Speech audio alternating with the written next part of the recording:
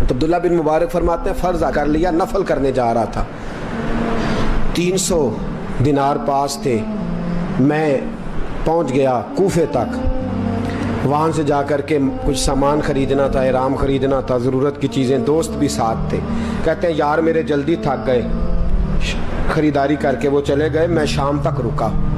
بڑا تھک گیا تو سوچا اتنی لمبی چوڑی خریداری کی ہے تو جھیل تھی پاس، میں نے کہا وہاں جا کے ذرا ٹھنڈی ہوا لیتا ہوں، کہتے میں اس طرف گیا، رات کا اندھیرا تھا،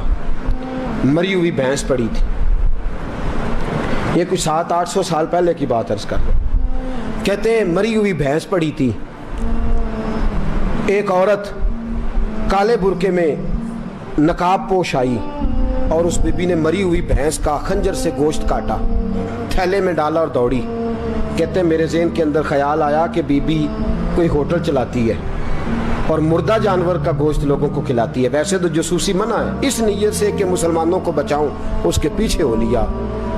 کہتے ہیں وہ گلیاں گزرتی گزرتی کوفے کی تنگ گلی میں گئی، ایک بڑا سا دروازہ لکڑی کا، بڑا پھاٹک جو پرانے شہروں میں ہوتے ہیں، کہتے ہیں اس بڑے پھاٹک پر اس نے زور زور سے دستک دی، دونوں ہاتھوں سے دروازہ کھلا،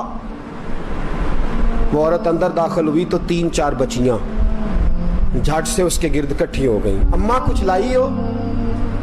تو رونے لگی، کہنے لگی میں کچھ نہیں لا سکی، کہنے لگی یہ مردہ جانور کا گوشت ہے، اور حضور نے فرمایا جب مرنے لگو تو مردار کھا کے بھی جان بچا لو، اب میں دیکھتی ہوں تم سے کھڑا نہیں ہوا جاتا، نہ کھاؤ گی تو گر پڑو گی، یہ مردہ ہی ہے پکا لو،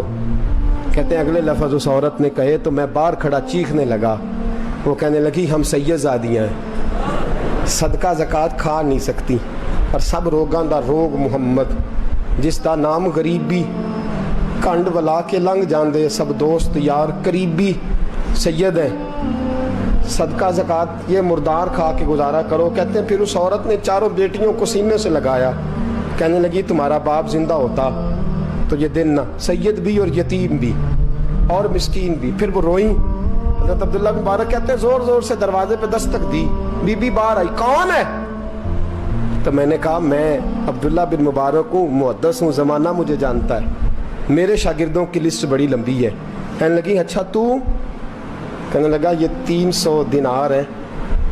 تو مہربانی کرے تو رکھ لے، چلے اپنا کام کریں ہم جانے ہمارا، کہتے میں نے زمین پہ گھٹنے ٹیک کے نا تو سید زادی کے آگے ہاتھ باندھ دیے، میں نے کہا میں نوکر ہوں، تم اولاد ہو، میں خادم ہوں، تم نسل ہو، مہربانی کرو،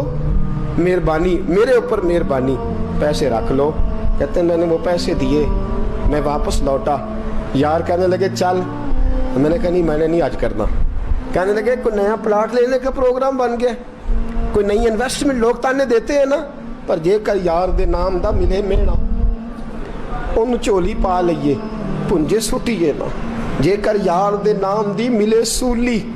چھوٹا چھوٹ لئیے پشانٹیے نا، کہتے ہیں میں نے کہا یار جیسے تمہاری مرضی سمجھ لو، یہ میرا راز ہے میں بتاتا نہیں، فرماتے ہیں لوگ حج کرنے چلے گئے، میں وطن آ گیا، 6 ماہ کے بعد قافلے لوٹے،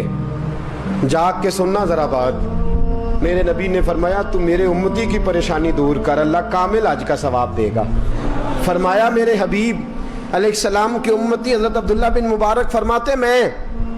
آیا حج کر کے، حاجی آئے تو میں بڑی حسرت کے ساتھ، میں گھر میں روتا تھا، سوچتا تھا آج وہ مینا میں ہوں گے، آج وہ مزدلفہ عرفات میں ہوں گے، آج وہ لوگ جمرات کی رمی کر رہے ہوں گے، میں تڑپ کے سوچتا تھا آج در رسول کی حاضری دے رہے ہوں گے، کہتے میں روتا تھا، جب حاجی لوٹے 6 ماہ کے بعد تو حاضری دینے گیا، ملنے گیا، پہلا دروازہ کھولا حاجی صاحب نے، میں نے کہا مبارک ہو، کہتے ہیں میں نے مبارک دی ذرا سنیے گا، کہتے ہیں وہ حاجی مجھے ڈانٹنے لگے، کہنے لگے چھوڑ یار اتنا بڑا آدمی ہو کے تو غلط بات کرتا ہے، میں نے کہا کیا ہوا؟ کہنے لگے تو نے ہمیں کہا کہ جانا نہیں، اور پھر ہم مینا میں آوازیں دیتے رہے، تو بات ہی نہیں سنتا تھا، ہم آوازیں دیتے رہے ان اللہ علی کل شیء قدیر، آوازیں دیتے تھے، سنتا نہیں تھا،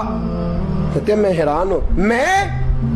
میں یار میں تو گیا نہیں، کہنے لگے ہم 11 حاجی جھوٹ بولتے ہیں تو اکیلا سچ بولتا ہے، سب نے دیکھا ہے، کہتے ہیں میں پلٹ آیا،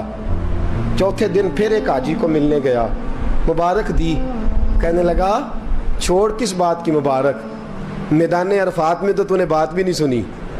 और यहाँ मुबारकें कहते हैं अरफात में, और मैं तो नहीं। कहने लगे चुप कर, गलत बात भी करता है इतना बड़ा मुहद्दिस हो के। कहते हैं जब आखिरी काफिले आए, आखिरी दिन तो 8-10 काफिले इकट्ठे आए, शाम तक 7 काफिलों से मिला। हर एक मुझे कहने लगा बंदे के पास घोड़ा नया आ जाए, सवारी बड़ी आ जाए तो यारों से तो मिलना चाहिए ना, तू आवाज ही नहीं सुनता था। फरमाते हैं मैं थक गया कि इलाही माजरा क्या है, मैं तो यहाँ इस शहर की गलियों में फिरता रहा और ये सारे हाजी क्या क्या रहे हैं। फरमाते हैं रात को हजरत रबी बिन असलम, वो बहुत बड़े बुजुर्ग मुहद्दिस थे, वो भी हज करने गए, दरवाजे पे दस्तक दी, बाहर आए तो झगड़ने लगे। कहने लगे तूने मुझे किस मुश्किल में डाल दिया है। मैंने कहा हुजूर क्या हुआ, किस मुश्किल में। मैं तो मिल कहने लगे छोड़ यार, आलिम था तो मैं तेरी इज्जत करता था, तूने ये क्या किया। मैंने कहा क्या हुआ। कहने लगे याद नहीं जब तू रोजा रसूल के सामने मिला था, जब नबी पाक के मुवाजे के सामने तो पैसों वाली थैली मुझे पकड़ा गया, पकड़ अपने पैसे। मैं तो संभालते संभालते थक गया हूँ। कहते हैं यूं सीने से पैसे लगाए, घर आया, इशा पड़ी तो सो गया। मैंने कहा या अल्लाह उकदा खोल दे। रात गहरी हुई, मेरे घर की दीवारें चमकने लगी, नूर फैलने लगा, खुशबू ही खुशबू पूरे शहर को मुअत्तर करने लगी। कहते हैं मैंने आंख झपकी तो सामने अल्लाह के रसूल तशरीफ फरमा,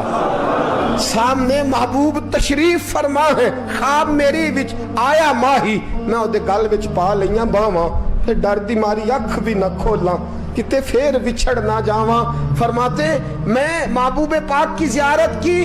तो नबी पाक अलैहिस्सलाम का दीदार करके फूट फूट के रोया। अब मेरा दिल था हुजूर बोले कोई बात करे, महबूब बोले लब खोले। फरमाया क्या। हुजूर ने फरमाया मैं तुझे कितने और गवाह भेजूं कि तेरा हज हो गया है। मैं कितने गवाह भेजूं कि हज तेरा